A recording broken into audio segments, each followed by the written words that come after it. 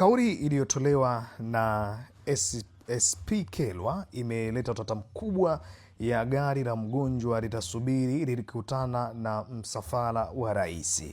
Sasa jeshi la polisi kupitia SP Kyelwa limetoa ufafanuzi kuwa gari la kubeba wagonjwa yani ambulance litasubiri ama litalazimika kusubiri pale litakapokutana na msafara wa rais.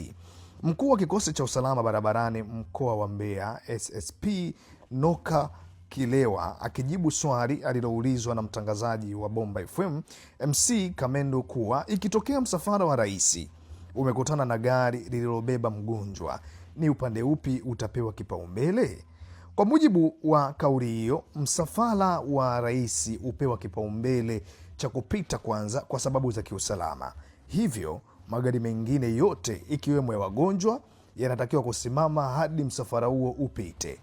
Kwa hiyo imezua mjadala mkubwa miongoni mwa wananchi, ambapo baadhi wanaona ni muhimu kwa usalama wa viongozi wakuu wa nchi, huku wengine wakieleza wasiwasi kuhusu athari zinazoweza kuwapata wagonjwa wanaohitaji huduma ya dharura.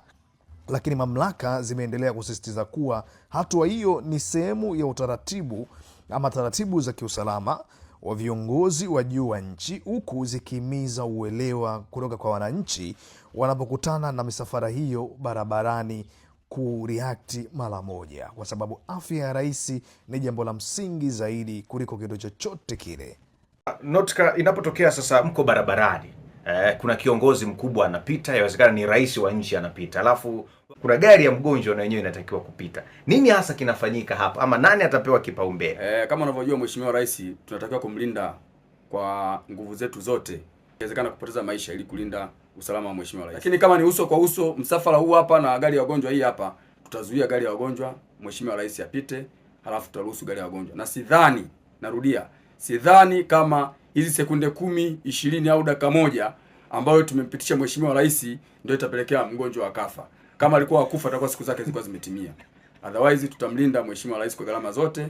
Nasema kama kuna umbali wa kutosha tutamsaidia mgonjwa apite haraka. Lakini kama ni uso kwa uso wote wanatakiwa kukutana, tutasimamisha hiyo ambulance kidogo kwa dakika hiyo moja au chini ya dakika moja. Kama unajua msafara unapita haraka, then hapo ataruhusiwa. Kama Mwenyezi Mungu alikuwa amempangia uhai, hiyo msafara utakuwa chanzo cha kifo chake.